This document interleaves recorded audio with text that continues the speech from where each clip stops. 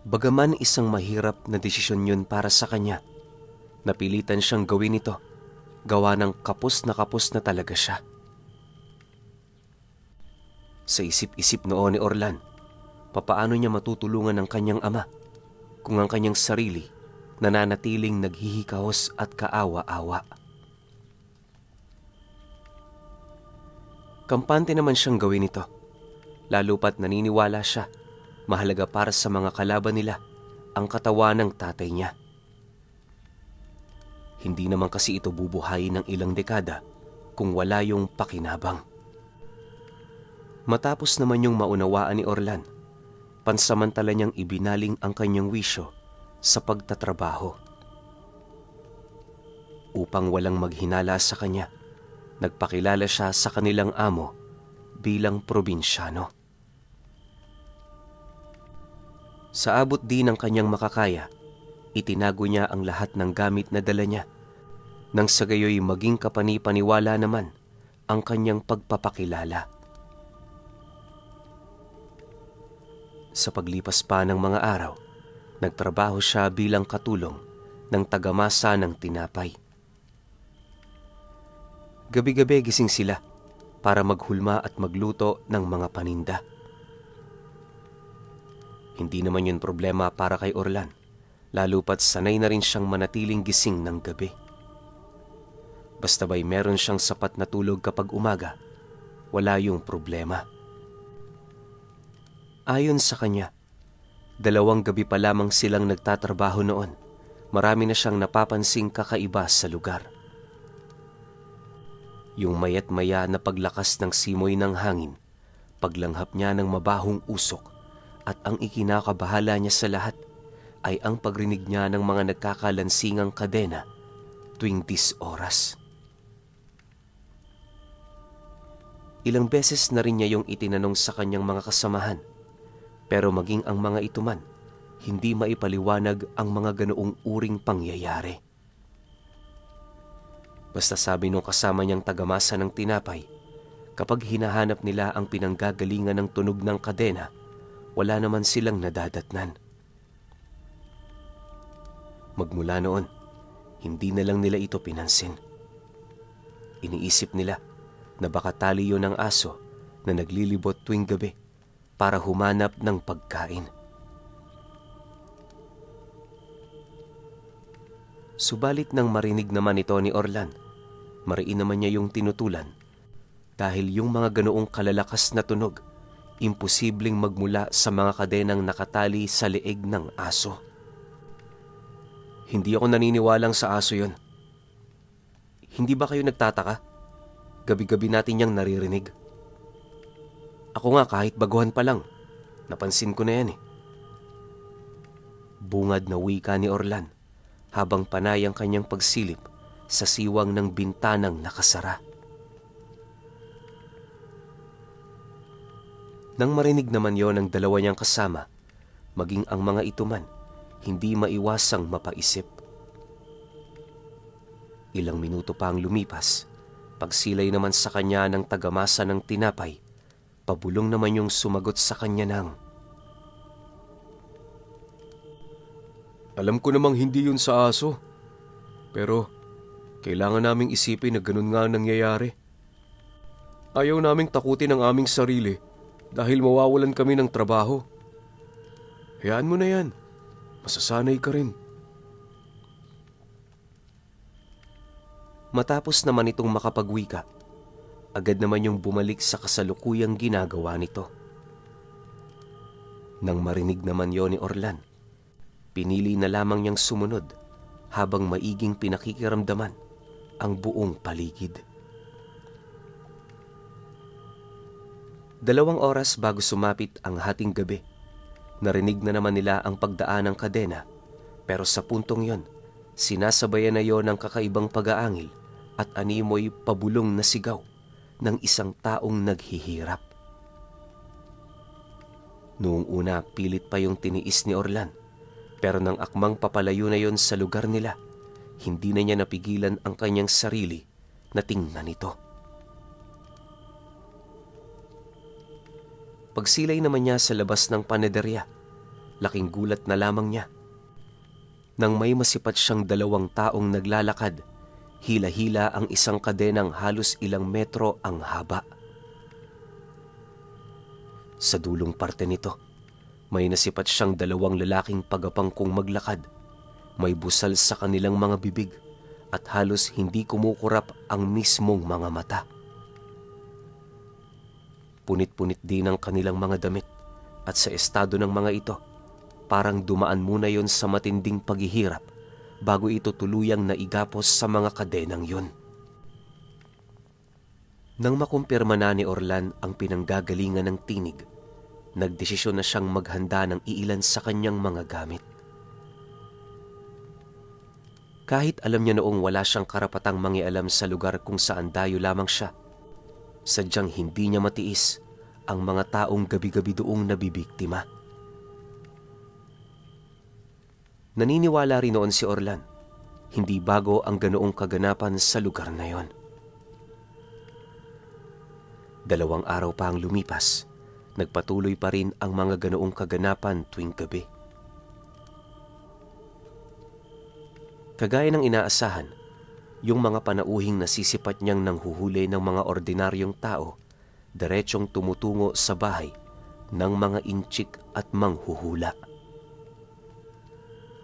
Wala siyang kaide-ideya kung ano ang ginagawa ng mga ito. Pero nasisiguro niya, hindi na makakabalik ng buhay yung mga taong nadukot nito. Ang mas nakakatakot pa sa lahat, wala man lang nakakapansin sa mga ganoong pangyayari.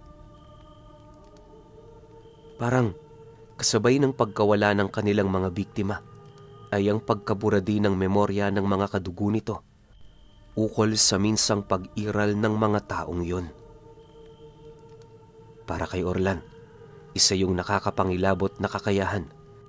Gawa ng nabibigyan nito ng pahintulot ang masasamang loob na gawin ang mga bagay na kanilang gusto. Dahil dito, pasimple naman siyang gumawa ng paraan para makalabas ng gabi sa kanilang pinagtatrabahuhan. At ang naisip niyang hakbang noon, kausapin ang mga taong kasama niya sa trabaho. Bagaman hindi siya sigurado sa gagawin niyang yon, alam niya sa kanyang sarili na yun na lamang ang tanging paraan. Awa naman ng Diyos, sumang-ayon ang mga kasama niya sa kanyang plano. Basta ayon sa mga ito, anuman ang mangyari sa kanya, hindi na nila yun kargo de konsensya. Nang marinig naman ni Orlan ang sinabi ng kanyang mga kasama, tumangulang naman siya, hudyat ng kanyang pagsang-ayon. Sa abot ng pagkakatanda ni Orlan, mag-aalas 9 na ng gabi noon nang magpasya siyang lumabas ng panaderya. Sa mga ganoong oras kasi, nasisiguro niyang wala ng tao sa labas, kung saan yun din ang oras ng mga nilalang para bumalik sa kanilang mga pugad. Pagbukas naman niya noon ng pinto, unang bumungad sa kanya ang isang malakas na simoy ng hangin na sinasabayan ng nakakasulasok na amoy. Di naman niya yun gaanong pinansin, lalo pat pangkaraniwan na ang mga ganoong bagay sa lugar na pinagtitirhan ng mga nilalang na kumakain ng tao. Makalipas pa ang ilang minutong pagmamasid, agad naman siyang naglakad papalayo sa panaderya upang humanap ng lugar na maaaring pagtaguan niya. Habang binabagtas naman niya noon ang daan, nadapo siya sa isang lugar kung saan merong pakrus na daan. Yung pakanan nito, patungo sa kanto na tirahan ng mga inchik, kaya na may dali-dali naman niyang pinagmasdan ang buong paligid hanggang sa may makita siyang isang tambak ng pawid sa gilid nito. Nakatago ang pawid na yon sa talahiban, kung kaya't nagdesisyon siyang doon na muna magkubli pansamantala. Sa loob ng halos humigit kalahating oras, tanging mga mata lamang ni Orlan ang gumagalaw. Ayon sa kanya, na habang nagmamasid siya, maraming insekto at hayop ang gumagapang sa katawan niya. Halos pagpistahan na din noon siya ng lamok at mga langgam, pero hindi niya yun iniinda. Iniiwasan kasi noong gumalaw ni Orlan, gawa ng sa halos ilang araw niyang pagmamasid na pag-alaman niyang may matatalas na pandama ang iilan sa mga nilalang na yon. Makalipas pa ang ilang minuto, kagaya ng inaasahan, doon na nga nasilayan ni Orlan ang dalawang lalaking naglalakad. Kagaya ng una niya yung makita, meron din yung hila-hila na kadena, pero sa pagkakataong yon, kitang-kita na niya ang mismong pagmumuka ng mga ito. Ayon sa kanya, parang sa tao lang ang wangis nito, pero hindi yun tao. Bukod kasi sa kakaiba nitong mga anyo, pansin din niya ang malakalansay nitong katawan na halos maihahalin tulad mo sa bangkay ng taong ilang buwan nang nakalibing sa ilalim ng lupa. Labis na nakakapangilabot ang anyo nito na halos hindi mo sukat akalain na meron palang ganoong uri ng nilalang ang umiiral sa sentro ng bayan. Sa pagpapatuloy naman ng kanyang pagmamasid, bigla naman noong napatigil sa paghinga itong si Orlan nang mapansin niyang huminto sa pinakagitnang bahagi ng pakrus na daan ang mga nilalang. Walang sabi-sabi, bigla namang lumuhod ang isa sa mga ito habang matyagang naghuhukay sa lupa gamit ang isang patpat na kahoy. Yung kasama naman itong may dalawang sungay sa noo, paulit-ulit na nagsasambit ng mga engkantasyon na pawang wala siyang kaide-ideya kung para saan.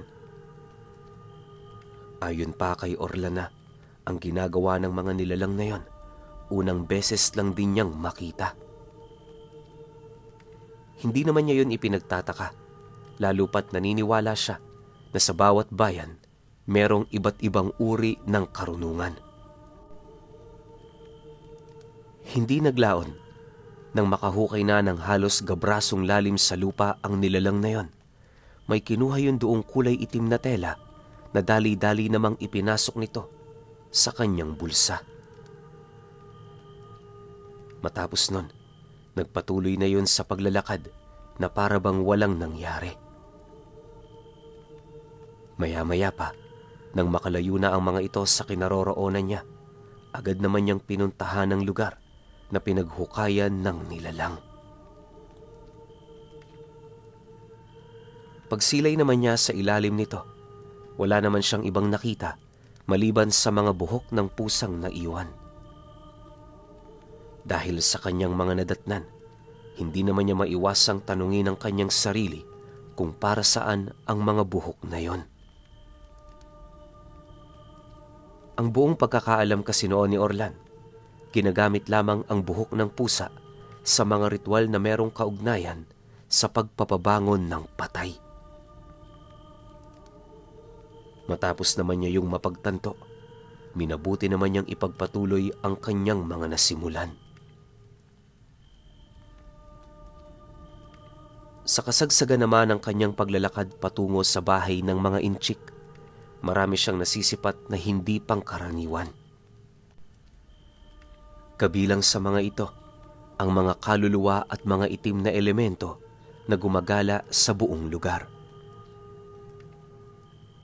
Maya't mayari ng kanyang pagrinig sa mga taong inuubo ng malalim, kalakip ang mga hinaing ng mga ito, ukol sa mga karamdaman nilang hindi pa nalulunasan.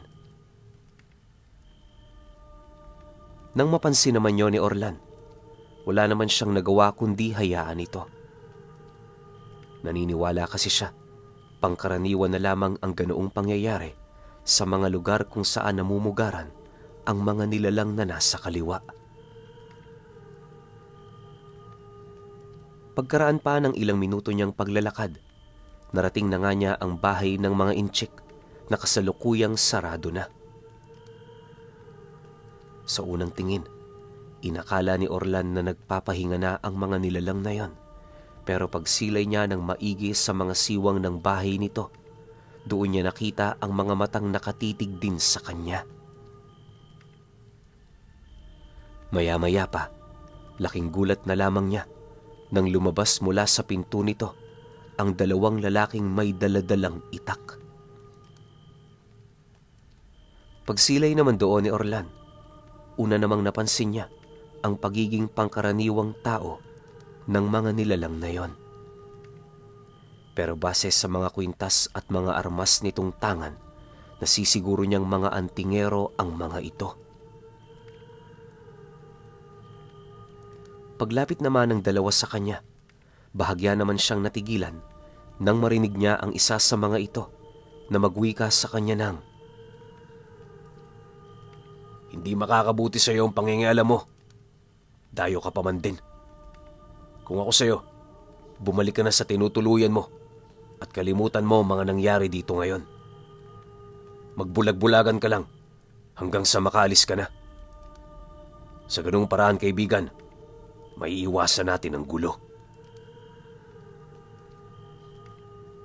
Nang marinig naman ni Orlan ang sinabi nito, hindi naman niya maiwasang ngumisi dahil para sa kanya, isang nakakatawang bagay ang inilahad ng kalaban niya.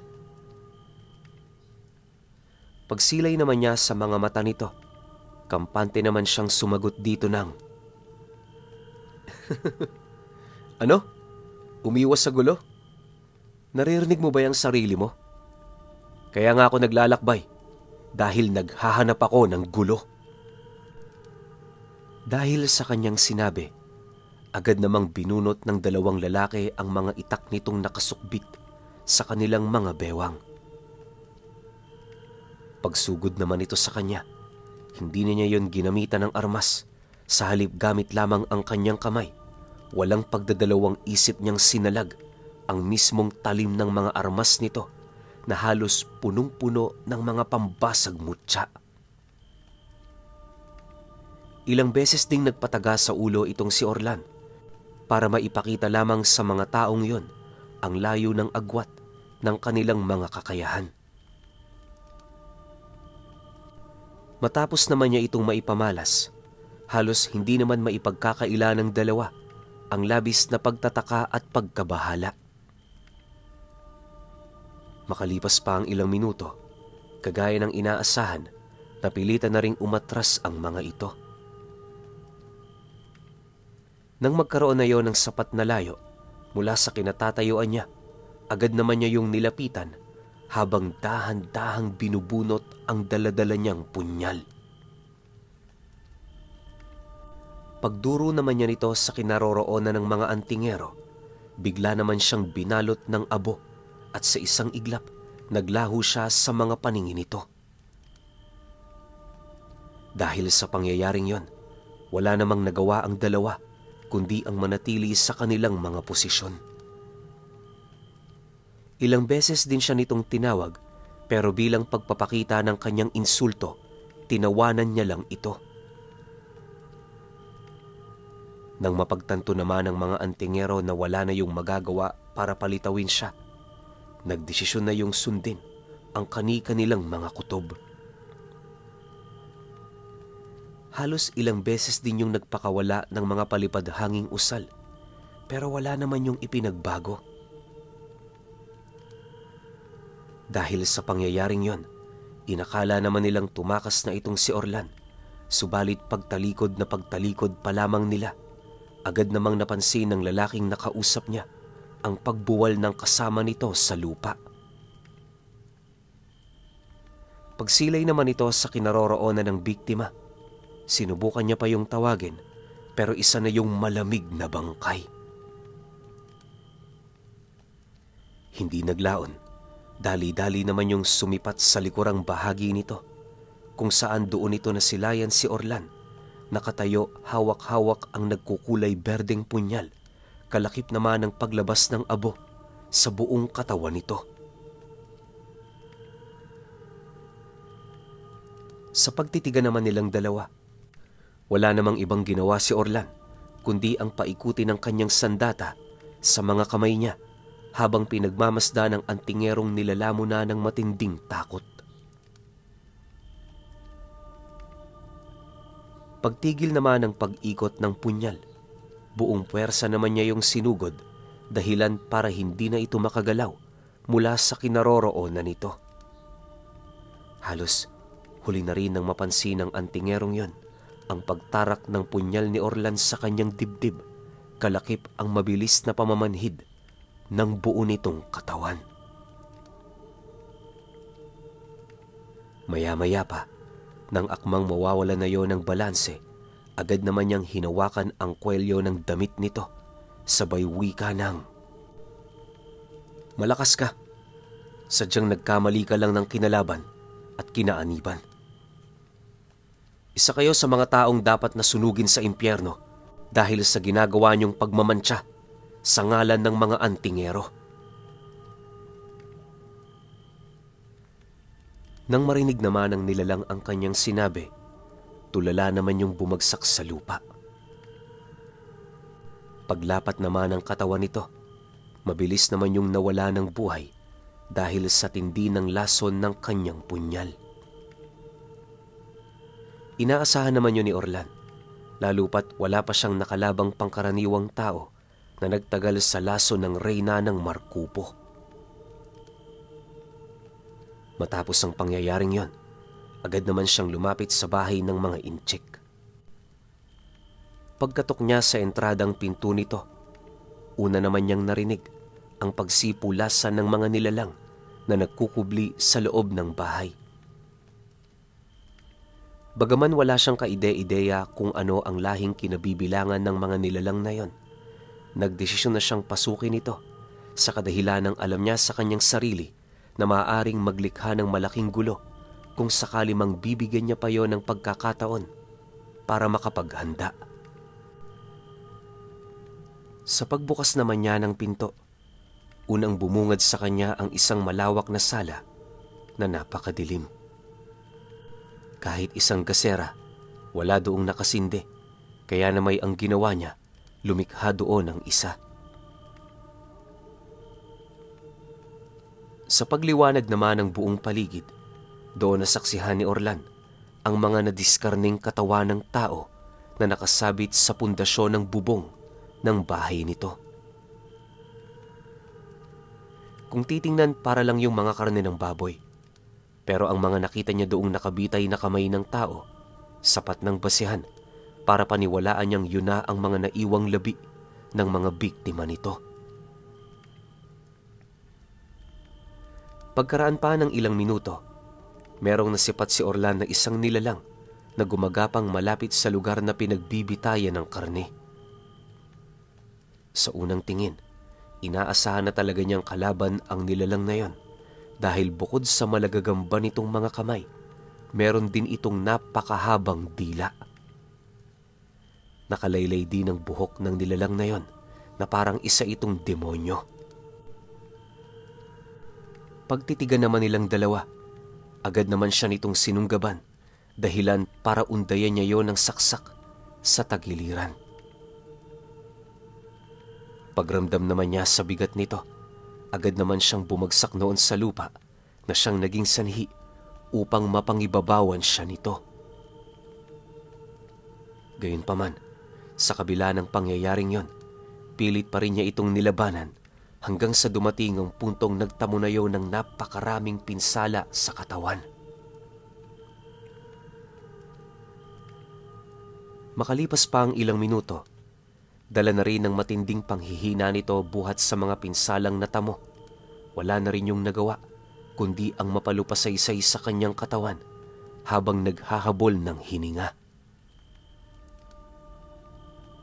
Nang mapansin naman yon ni Orlan, agad naman niya itong tinadyakan, sabay unday ng saksak sa mismong ulo ng nilalang. Pagsilay naman niyang patay na ito, dali-dali naman siyang tumayo, bitbit ang kanyang punyal na nababalot sa dugo. Maya-maya pa, nagdesisyon na rin siyang ipagpatuloy ang pag-ikot niya sa bahay para hanapin ang iba pa nitong mga kasama. Hindi naglaon. Napadpad siya noon sa entrada ng isang silid kung saan sa labas pa lamang nito, tumambad na sa kanya ang 2 paring pugot ang ulo. Nakasuot yon ng itim na sutana at meron itong hawak-hawak na kandila na may maliit na siga. Noong una, inakala niyang bantay lamang yun ng silid. Kaya ang ginawa niya, kampanteng nilapitan ang hawakan ng pinto para sana'y buksan ito. Pero nang akmang lalapat na ang kanyang palad sa bagay na yon, hindi naman niya maiwasang mapasilay sa 2 pari na pasimple namang humaharap sa kanya. Pagbaling naman niya ng kanyang paningin sa mga ito, sakto naman niyang nakita ang hawak-hawak nitong isang malaking palakol. Walang sabi-sabi, bigla naman yung hinataw sa kanya ng nilalang na siyang naging sanhi upang mapaatras siya. Pagdukot naman niya noon sa kanyang punyal, dali-dali naman siyang sinugod ng 2 hanggang sa walang habas na siya nitong pinagtatataga. Mabuti na lang malakas ang kalasag ni Orlan, kaya na may imbis na magtamo siya ng malubhang pinsala, pawang mga mabababaw na sugat lamang ang naibigay sa kanya ng 2 nilalang. Matapos ang mga pangyayaring yon, nagkaroon naman siya ng pagkakataon para gumanti sa mga ito, pero sa hindi malamang dahilan, hindi yon tinatablan ng kanyang punyal. Dahil dito, agad namang nangusap sa kanyang isip ang gabay ng kanyang ama.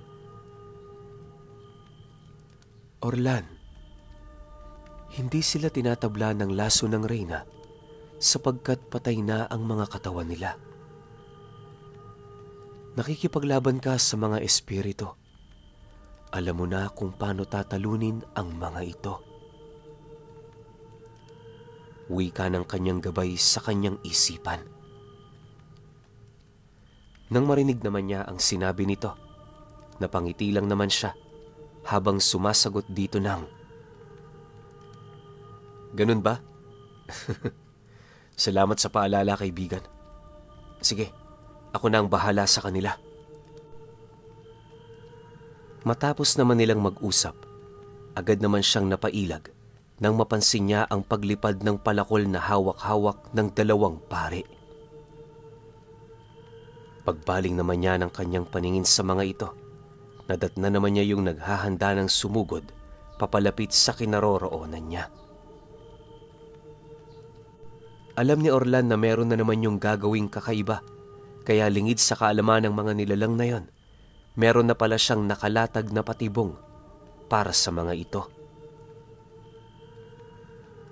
Maya-maya pa, pagsugod naman ng mga nilalang na yon, agad naman niyang ikinumpas ang kanyang kamay na siyang naging sanhi upang magpakita ang mga ikinubli niyang espiritual na baging gamit ang mga buhay na salita.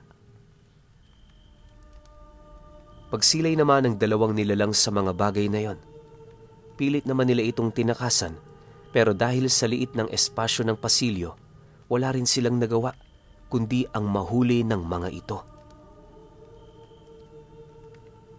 Pagpulupot naman ng mga baging sa kanilang mga katawan, agad din naman silang bumagsak sa lupa habang pilit na kumakawala mula sa pagkagapos nitong unti-unting humihigpit.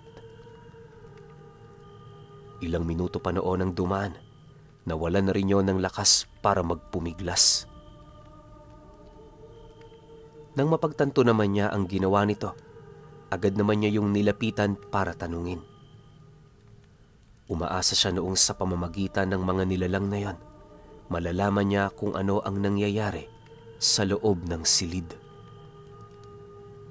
Ngunit sa kasamaang palad, sa halos ilang beses niyang pagtatanong, tanging pag-angi lamang ang naisagot nito. Dahil dito, napilitan na nga siyang patayin ng 2 sa pamamagitan ng mga buhay na kataga. Sinunog niya rin ang mga labing pinuspos nito, nang sa gayoy hindi na yon pagparisan ng ibang mga nilalang na naninirahan sa bahay na yon. Matapos naman niya yung gawin, nagmamadali naman siyang lumapit sa pintuang tinangka niyang buksan kanina. Maya-maya pa, pagsilay naman niya sa loob nito, tumambad sa kanya ang 9 na kataong nagsasamba sa isang kulay itim na simbolong patrianggulo ang disenyo. Bawat sulok ng simbolong yon, may nakaukit na 9 na numero, pagpapakita na ang kanilang sinasamba ay mga dyablo. Nang masaksihan naman ni Orlan yon, dali-dali naman siyang lumapit dito para sana'y agawin ang atensyon ng mga taong yon. Subalit, nang ilang dipa na lamang ang layo niya sa mga ito, napansin naman niyang parang hindi nito nararamdaman ang kanyang presensya. Tuloy-tuloy lang yon sa pagdarasal na parang mas mahalaga ang ginagawa nila kaysa sa kanilang mga buhay. Dahil sa kanyang napansin, walang pagdadalawang isip naman niyang pinag-uundayan ng saksak ang mga ito hanggang sa dumating ang puntong dadalawa na lamang sa mga taong yon ang natitirang buhay. Nang akmang papatayin niya pa ang isa, bahagya naman siya noong natigilan nang masipat niya yung tumingin sa kanya habang nagwiwika ng, "Magpapatuloy ang kadiliman ng Siyam na naghahari sa lahat ng angkan. Ikaw na taong may espesyal na kakayahan. Balang araw, maninilbihan ka rin sa ilalim ng kanilang kapangyarihan." Kasabay ng pagwika nito ay ang paghawak naman ito sa kanyang paa. Paglapat ng palad ng nilalang na yon, bigla naman siyang dinala ng isang pangitain sa isang dimensyon kung nasaan purong kadiliman ang naghahari. Mula sa lugar na yon, nasaksihan niya ang 9 na matatandang naghahari sa lahat ng lahi ng mga aswang at iba pang mga nilalang. Sa tabi naman ng mga ito, nakasilay siya ng nagbabagang kadena kung saan nakapulupot yon sa leeg ng mga taong pinaghihinalaan niyang mga dibinong antingero. Kaya niya yun nasabi dahil ang isa sa mga ito napansin niyang kawangis ng kanyang ama. Nalaman niya rin sa taong nagdala sa kanya ng pangitaing yon na ang mga nilalang na kanyang nakita nakagawian ng umalipin ng malalakas na dibino, pagpapakita ng kanilang paghihimagsik mula sa kapangyarihan ng Diyos. Dagdag pa ng taong humawak sa kanya na ang buong buhay nito nakaalay lamang para sa mga nilalang na yon. Mariin din itong inilahad sa kanya na hindi yun natatakot sa pisikal na kamatayan dahil sa kinikilala nila yung panibagong umpisa ng kanilang tadhana. Matapos naman itong marinig ni Orlan, agad naman niyang inundaya ng saksak ang likod nito. 3 beses niyang pinabaon ang kanyang patalim na siyang naging sanhi upang agarang mamatay ang nilalang na yon. Pagbagsak naman ito sa lupa, dali-dali naman niyang nilapitan ang isa pa nitong kasama sabay pugot ng ulo nito. Nang masiguro naman niyang patay na ang mga taong yon, doon pa lamang niya unti-unting napapansin ang paglaho ng kulay pulang liwanag sa gitna ng simbolo. Bumalik na rin ang katahimikan sa buong paligid, indikasyon na nalipol niya ang lahat ng nilalang na naninirahan sa lugar na yon. Makalipas pa ang ilang minuto, nang makalabas na siya sa bahay ng mga ito, agad naman niyang siniliban ng apoy ang mga dingding nitong gawa sa kahoy. Yun na lamang ang naisipang paraan ni Orlan upang hindi magtaka ang mga taong naninirahan sa kanilang bayan. Maya-maya pa, kagaya ng inaasahan, sumiklab ang isang napakalaking sunog sa lugar. Lahat ng mga taong nagpapahinga, bigla na lamang nagising para apulahin ng nasabing apoy. Tumulong na rin noon si Orlan nang sa gayoy may mailalahad siyang rason sa pinagtatrabahuhan niya. Pagkaraan pa ng ilang oras, tanging abo na lamang ang natira sa bahay. Yung mga bangkay ng nilalang, hindi na rin nakita ng mga otoridad, kaya na may bigo itong makagawa ng investigasyon. Nang mapag-alaman niya ang tungkol sa bagay na yon, kahit papaano nakahinga siya ng maluwag. Sa paglipas pa ng mga araw, nagpatuloy ang kanyang ordinaryong buhay. Ganun pa rin naman ang ganap. Sa gabi nagtatrabaho sila at kapag umaga, ibinubuhos nila ang kanilang oras sa pagpapahinga. Minsan may mga pagkakataong hindi nakakatulog ng maayos itong si Orlan, buhat sa dami ng ipinapagawa sa kanila. Mabuti na lang, nakakahingi siya ng dagdag na lakas sa kanyang mga mutya, kung kaya't patuloy niyang nakakaya ang trabaho sa panaderya.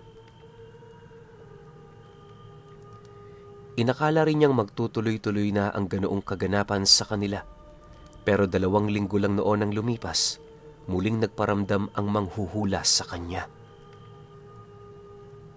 Tuwing natutulog siya, palagi siya nitong dinadalaw sa kanyang panaginip para pakitaan ng masasamang mga bagay. Noong una, hindi naman yun pinapansin ni Orlan, pero sa pagdating ng puntong medyo sumusobra na ito, nagdesisyon siyang paglaruan ang nilalang na yon. Isang gabi, nagkataon naman noong wala siyang trabaho.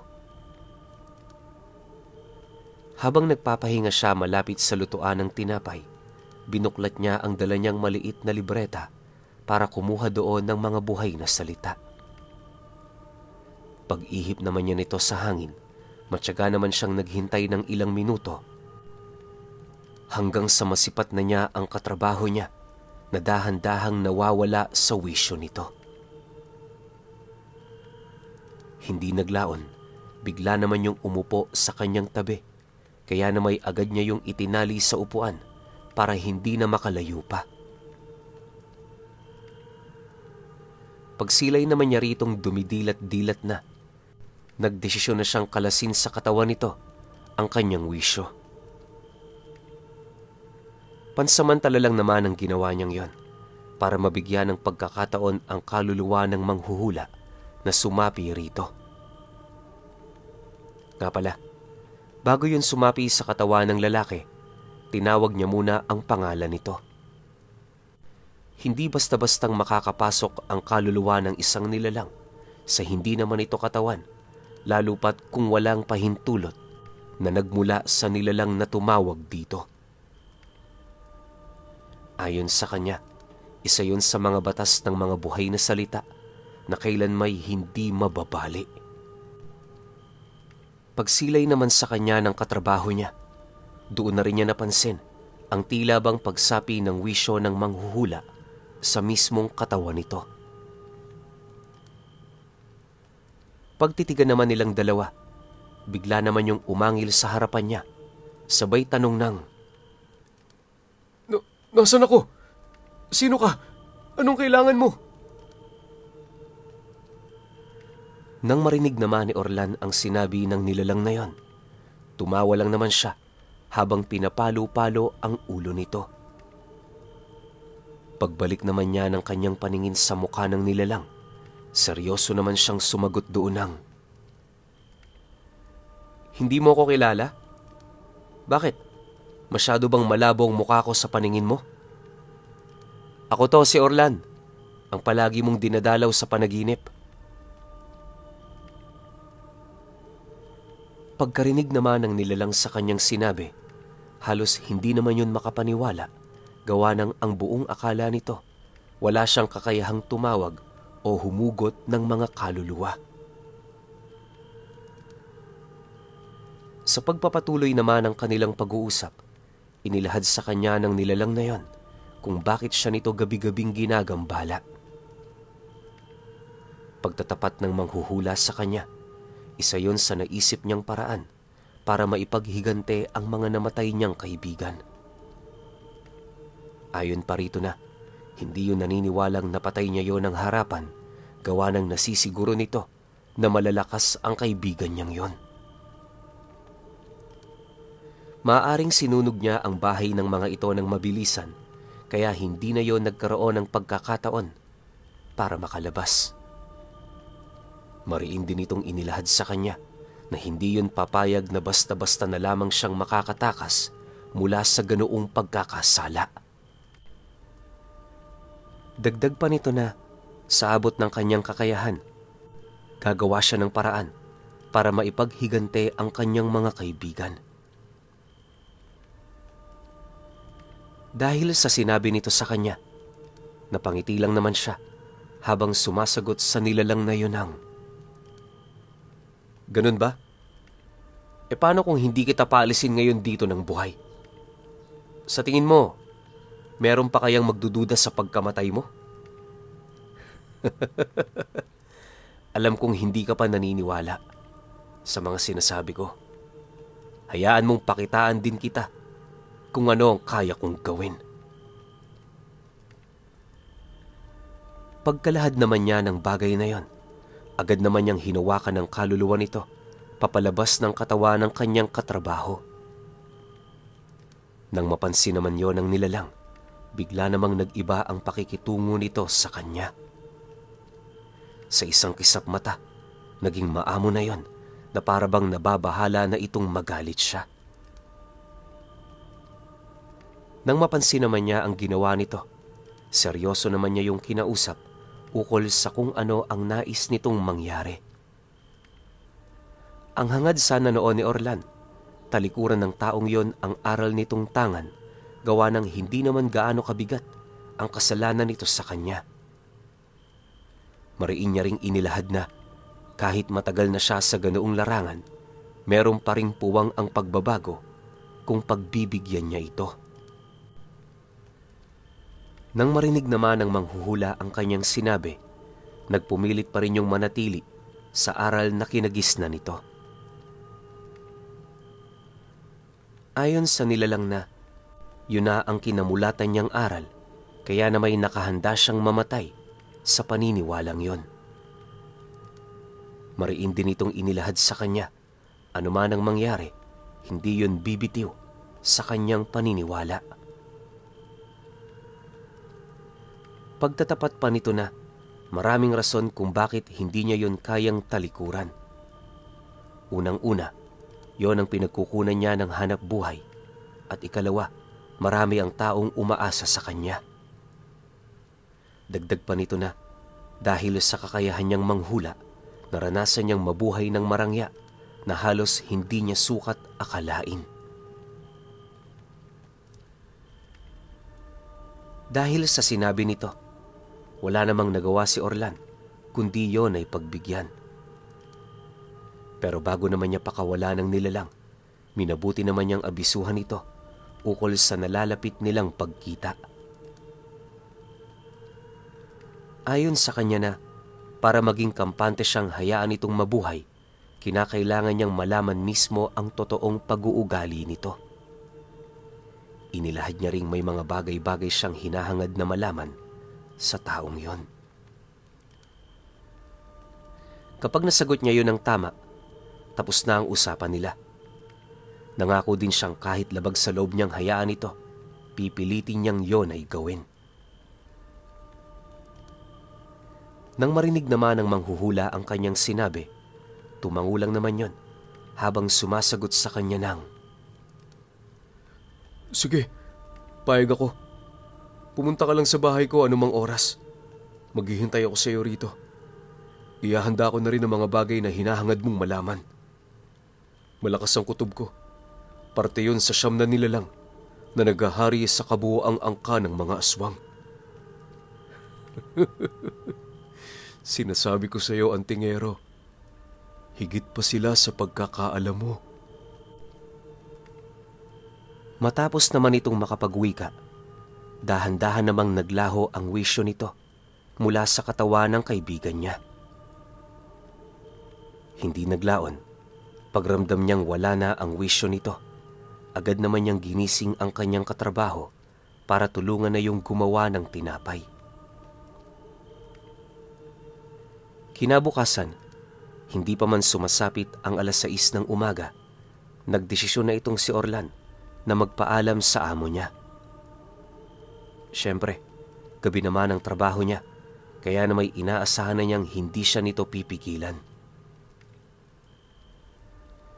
Pagsang-ayon naman ng kanilang amo, agad naman siyang naghilamos, sabay alis sa bahay nito. Makalipas pa ang ilang minuto niyang paglalakad, narating na nga niya ang bahay ng manghuhula kung saan unang bumungad sa kanya ang mga parokyano nitong madaling araw pa lamang nakapila na. Pero syempre, panauhing pandangal itong si Orlan. Hindi siya pumayag na pumila. Sa halip, personal niyang pinuntahan ng manghuhula sa loob ng bahay nito. Pagsilay naman ng matandang lalaki sa kanya, ora mismo agad nitong pinaalis ang lahat ng kanyang parokyano. Humingi rin yun sa kanya ng tawad. Gawa ng hindi nito napansin ang kanyang pagdating. Nang marinig naman niya ang sinabi ng matanda, dali-dali naman siyang umupo sa harapan nito para makinig. Lahat din ng meriendang iniabot nito sa kanya, kampante naman niya yung ininom at kinain, pagpapakita na hindi siya natatakot kahit lasunin man siya nito. Awa naman ng Diyos, walang nangyari sa kanya sa kasagsagan ng kanilang pag-uusap. Base sa mga salaysay na nabanggit sa kanya ng matanda, matagal na panahon nang nabubuhay ang siyam na nilalang na nagsasabing hari sa lahat ng angka ng mga aswang. Ayon sa taong yun na, kabilang ang mga nilalang na yon sa mga anghel na tinala mismo ng mga alagad ng Panginoon. Bumagsak yon sa kaila-ilaliman ng dagat at nung nanumbalik na ang kapangyarihan nito, nagpumilit yung umahon sa lupa. Mariinding inilahad sa kanya ng matanda na sa abot ng pagkakaalam nito, tanging ang siyam na nilalang na yon ang nagkaroon ng pagkakataon para makuhang muli ang kapangyarihang minsan ang pinagkait sa kanila ng Panginoon.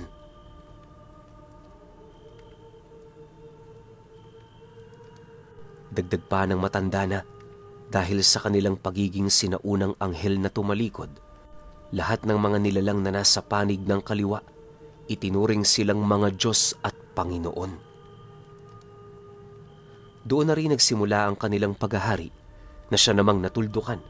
Ilang siglo na ang nakakaraan sa pamamagitan ng mga dibinong nagtulong-tulong na lipulin ang lahat ng sektang itinayo nito na binubuo naman ng mga pangkat ng sinaunang gabunan.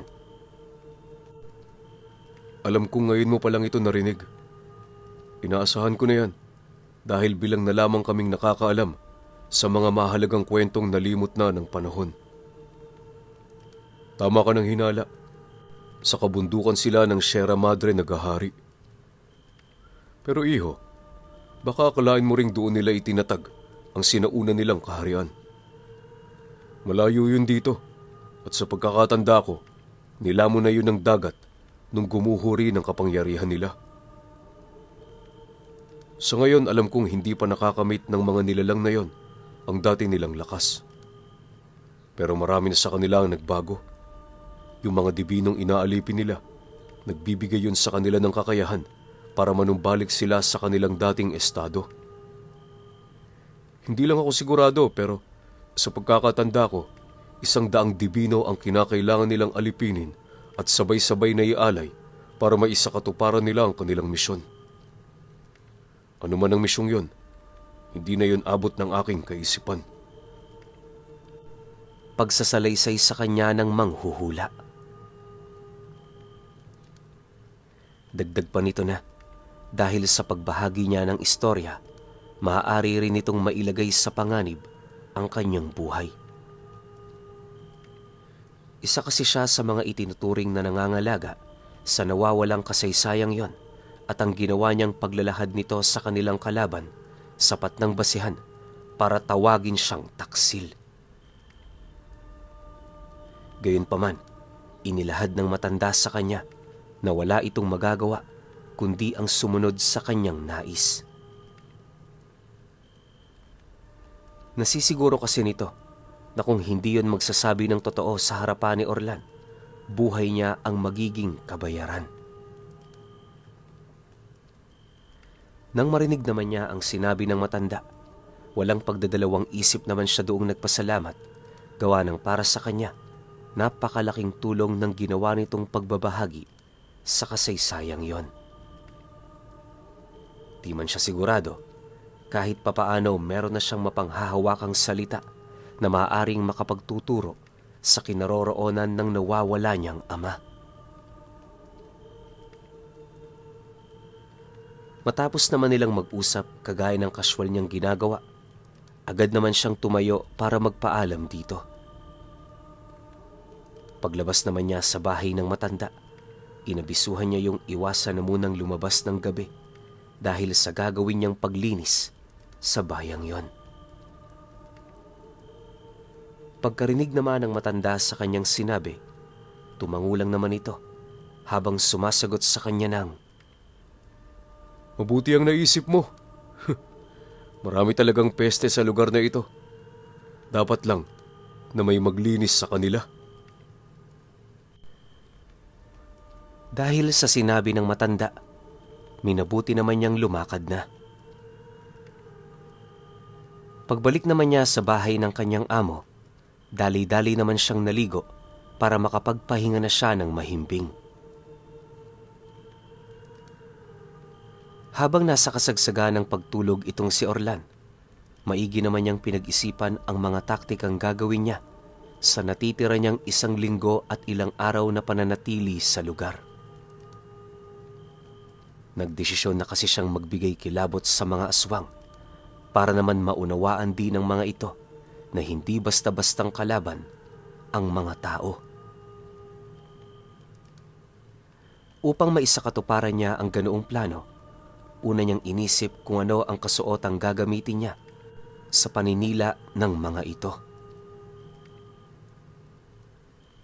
Halos ilang oras din yung pinag-isipan ni Orlan hanggang sa nagkaroon na siya ng ideya ukol sa mga kasuotang gagamitin niya. Ang nabuo niya noong ideya, pagsuot ng salakot na gawa sa anahaw tapos pagbalot sa kanyang katawan ng itim na tela. Pinili rin niyang gumamit ng 2 tabak nang sa gayoy maipakita sa mga ito kung gaano siya kapanganib. Dumaan pa ang araw na yon. Wala namang ibang ginawa si Orlan, kundi ihanda ang kanyang mga gagamitin. Hindi naman yun naging mahirap para sa kanya, gawa ng maraming sobrang itim na tela ang panaderya dahil sa kalimitan nila yung ginagamit na kurtina sa lutuan ng mga tinapay. Halos buong magdamag niya yung pinagpagurang gawin hanggang sa dumating ang araw na handa na ito. Ang tanging problema niya lamang noon ay ang salakot na gagamitin niya at 2 tabak. Akala niya mahihirapan siyang hagilapin ng mga bagay na yon, pero sa tulong ng kanyang mga katrabaho, madali niya yung nakuha. Ang tanging ginawa niya lamang, magbayad ng kaukulang salapi para sa mga gamit na pinapahanap niya.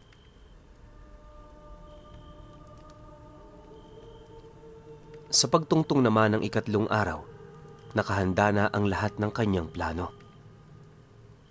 Para maisakatuparan ito, muli siyang humingi ng pabor sa kanyang mga kasama. Siyempre, hindi naman yun tumutol, gawa ng sapat na ang presensya ni Orlan para sumang-ayon sila sa halos lahat ng sasabihin nito.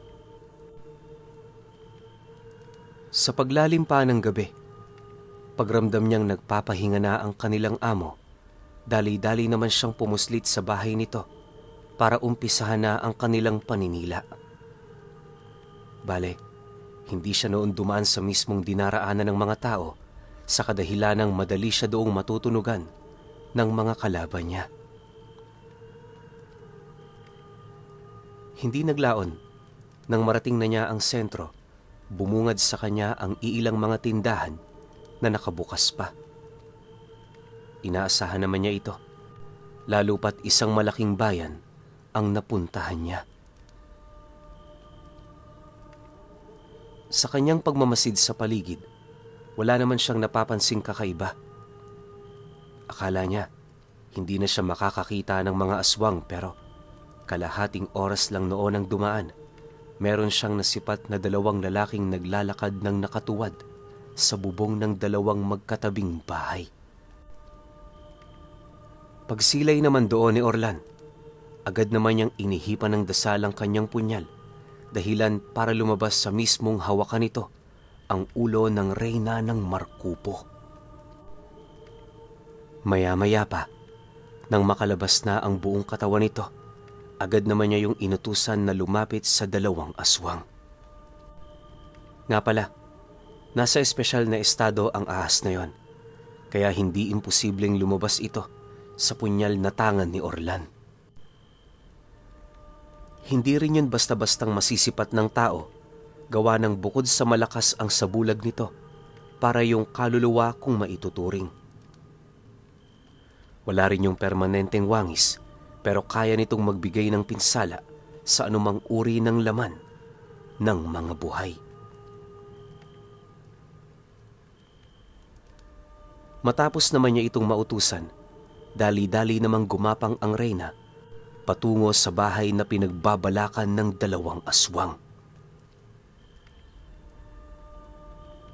Pagsilay naman ni Orlan na nakapulupot na ito sa pundasyon ng bahay, agad naman siyang kumilos gamit-gamit ang kanyang abilidad na kayang paglahuin ang kanyang sarili. Halos ilang minuto rin siya noong naglakad ng dahan-dahan hanggang sa hindi naglaon, narating na nga niya ang bahay na binabalakan ng mga aswang. Pag-akyat naman niya sa bubong nito, nakayuko naman niyang tinawag ang dalawang nilalang habang unti-unti namang nalalagas sa kanyang katawan ang mga abong nagkubli sa kanyang wangis. Pagsilay naman ng mga ito sa kanya, bigla naman yung umangil ng napakalakas at kasabay nito ang mabilis nitong pagsugod. Dahil dito, agad naman niya yung sinalubong, hawak-hawak ang dalawa niyang tabak. Pagsagupaan naman nila ng mga nilalang na yon, mabilis naman yung bumulusok sa lupa na siyang naging sanhi upang hindi nito mapansin ang pinsalang natamo nila. Nang akmang tatayo pa noon ang dalawa, bigla naman yung napatigil nang masipat nila ang malalaking hiwa na mula ulo hanggang dibdib. Sa sobrang bilis kasi ng mga pangyayari, hindi na yon napansin pa ng mga aswang.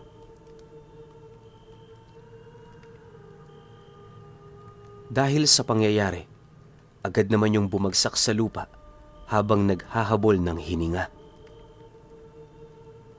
Pagsilay naman dito ni Orlan, dali-dali naman niya yung nilapitan, sabay pugot ng ulo nito. Sa loob ng halos ilang oras, marami siyang pinatay na aswang sa lugar na yon. Katunayan, sa sobrang pagkaabala niya sa ginagawa niyang paninila, hindi niya napansing napakalayo niya na pala sa panaderya. Pagtungtong naman ng 3:00 ng madaling araw, minabuti naman niyang bumalik na para magpahinga. Ayon kay Orlan, halos mag-iisang linggo niyang trinabaho ang bagay na yon hanggang sa dumating ang puntong wala na siyang napapansing aswang na nambibiktima tuwing gabi. Hindi lang yon, unti-unti na rin niyang nasasaksihan ang tila bang pagsigla ng mga taong naninirahan sa lugar. Lubos naman yung ipinagpasalamat ng manghuhula, gawa ng maging ito man natutuwa sa ginawa niyang pag-alis ng salot sa kanilang bayan. Sa pagsapit naman ng huling araw ng buwan, kagaya ng napagkasunduan niya ng kanilang amo, nagdesisyon na itong si Orlan na umalis sa poder nito. Hindi naman yun ikinagalit ng may-ari, lalo pat naging maayos naman ang kanilang serbisyo. Pagpapakita na rin ng pasasalamat nito sa kanya, inabutan siya nito ng salapi habang nagwiwika sa kanya ng, "Orlan, salamat sa iyo, trabaho ha. Ikaw, ingat. Ako alam, meron pa ikaw importante puntahan. Kapag ikaw balik rito lugar ko, sa sunod mo lakbay, huwag ikaw kalimot, bisita ha. Ano mang oras sa aking paniderya, bukas sa iyo to." "Maraming salamat ho ng Jem. Huwag ho kayo mag-alala. Kapag may libreng oras ako, dadaanan ko kayo rito." "Sige ho, tutuloy na ako. Ingatan kayo nawa ng ating Panginoon." Sagot naman ni Orlan sa kanyang amo. Matapos niyang makapagpaalam, agad naman niyang tinahak ang daan patungong Sierra Madre. Inaasahan naman niyang marami pa siyang pagdadaan ng pagsubok, pero hindi yun sapat para panghinaan siya. Alam din ni Orlan sa kanyang puso na kahit saang lupalop man siya mapadpad, hindi siya tatalikuran ng kanyang gabay, lalong-lalo na ang Panginoong kanyang sinasandalan. Sa paglipas pa ng mga araw, kung saan-saang lupalop na siya noon napadpad. Ayon sa kanya, tuwing nakakarating siya sa mga baryo, nagtatagal lang siya doon ng isang araw bago umalis. Kaya niya yung ginagawa ay para magkaroon siya ng panahon para makalimos ng kanyang mga pangangailangan sa mga taong may busilak na kalooban. Awa naman ng Diyos, kahit papaano may mangilan-ngilan namang nagbibigay sa kanya. Lubos naman niya yung ipinagpasalamat, gawa ng kahit gaano man noong kasama ang mundo, meron pa rin mangilan-ngilan na may mabubuting puso. Buwan pa ang dumaan, matagumpay namang narating ni Orlan ang bundok ng Batong Lusong. Mula sa lugar na yon, meron muna siyang hinanap na mga panauhin na base sa mga taong napagtanungan niya, magbibigay yon ng karagdagang detalye ukol sa lugar na pupuntahan niya. Isa na rito, ang matandang ermetanyo na nagngangalang Ado. Kilala yon sa mga karatig bayan ng bundok at kalimitan sa mga taong nagkakaroon ng engkwentro sa ermetanyo, sinasabing sa Batong Lusong yon nakatira. Dahil dito, pinili naman niyang puntahan ang lugar na yon para mahanap ang matanda. Sa kanya ring pagtatanong-tanong sa bayan na huli niyang nasilayan, napag-alaman niyang kagaya niya, meron ding kakayahan ng matandang yon na makipag-usap sa mga diwata. May mga nagsasabi ring kaya nitong gumamit ng mga elemento na halos maihahalin tulad mo ang abilidad sa isang antingerong awon-awon. Hindi rin tanda ng mga napagtanungan niya kung ano eksaktong tawag sa ganitong uri. Ngunit parang meron yung pagkakahalin tulad sa tunog ng kalikasan.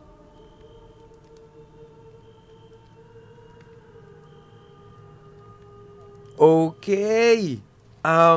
Grabe tong episode 4. Sino kinilabutan nung nabanggit yung Nong Jem?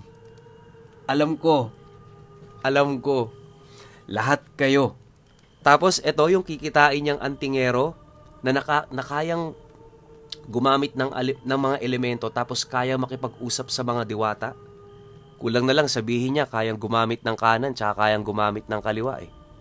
Meron pang pagkakahalin tulad sa tunog ng kalikasan yung tawag sa ganitong lahi. Hindi na ako magbabanggit ng kung ano. Alam kong alam nyo na yan. Tsaka yung Nong Jem, grabe, hindi talaga mawala sa isip ko. Sobrang kinikilabutan dito. Pero sige. Ganun ulit. Kasi ang daming comment na nakaraan. Parang nasa 400, 500. Pag nakita kong ganun ulit karami yung comments, pa-comment ako ng episode 5 kagad pinuno. Lalapag ko kagad yun. Ako na-excite ako ha. Tunog ng kalikasan. Di ko nababanggitin. Basta, kita-kits tayo sa episode 5. Pa-comment ako, 500 up. G na natin yan. Yun lang. Salamat.